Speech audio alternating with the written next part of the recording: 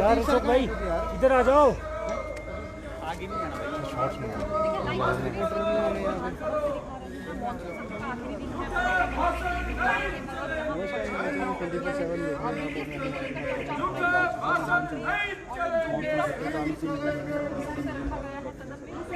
सारे आ जाओ इकट्ठे हो गए।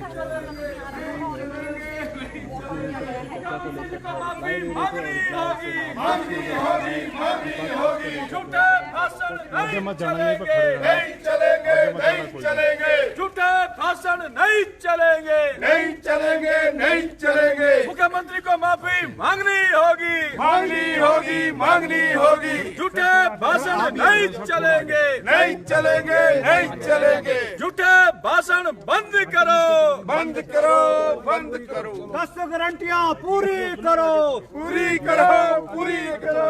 सदन को गुमराह करना बंद करो, बंद करो, बंद करो, सदन को गुमराह करना बंद करो।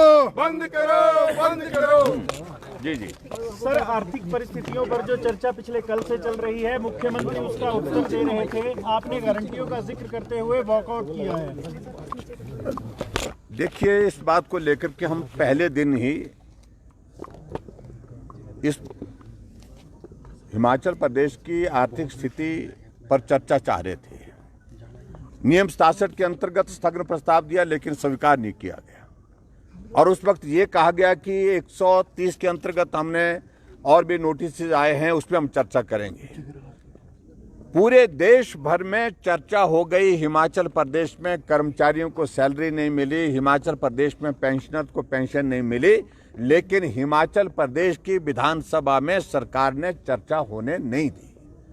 और चर्चा अंतिम दिनों में लगाई, वो भी तब जब हम सब लोग अध्यक्ष महोदय जी के पास मिल करके आए। हमने कहा कि ये चर्चा लगनी चाहिए, आपने वादा किया था।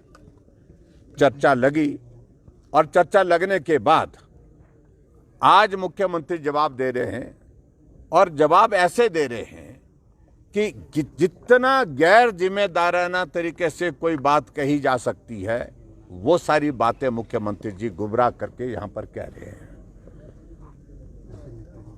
अगर हिमाचल प्रदेश में आर्थिक संकट है तो उसको स्वीकार करना चाहिए। एक तरफ से कहते हैं कि आर्थिक संकट, आज कह रहे हैं कि नहीं है, हम फाइनेंशियल डिसिप्लिन की ओर से बढ़ रहे हैं।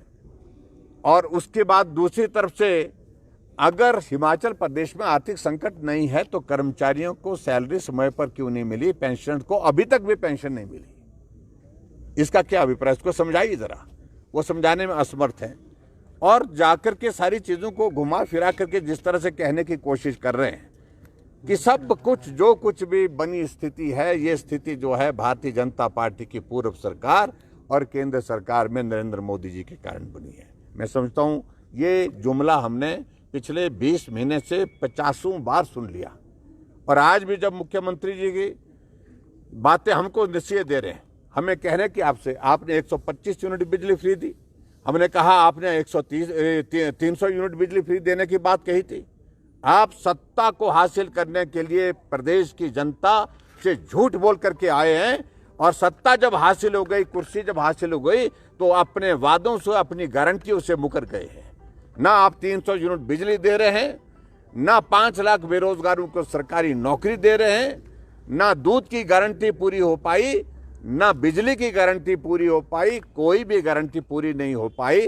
तो हमने कहा मुख्यमंत्री जी एक बात तो करिए कि आपने कहा कि अब संभव नहीं है, तो इतना तो आपको नैतिकता बनती है कि प्रदेश की जनता के सामने माफी मांगो कि हमने सत्ता हासिल करने के लिए जो गारंटियां दी थी, वो गारंटियां सत्य पर आधारित नहीं थी, वो सत्ता को हासिल करने के लिए थी। वो गारंटियां झूठी गारंटियां हैं, और उन गारंटियों के भरोसे आप मत बैठिए। ये आपको बात कह करके माफी मांगनी चाहिए प्रदेश की जनता से। लेकिन मुख्यमंत्री कहते हैं कि हम तो माफी नहीं मांगेंगे, हम तो सत्ता में झूठ बोल के सत्ता में नहीं आए थे। हमने जो भी बातें कही थी, जो भी हमने फैसले किए हैं हिमाचल प्रदेश में, चाहे हिमकेयर की बात की, चाहे हमने गृहिणी सुविधा योजना की बात की, चाहे सहारा योजना, ये हमारी स्कीम, हमारी सरकार की योजनाएं थी। आज उन सारी योजनाओं पर जो है वो बजट पर कट के मतलब सारी योजनाओं को बंद कर दिए एक तरह से।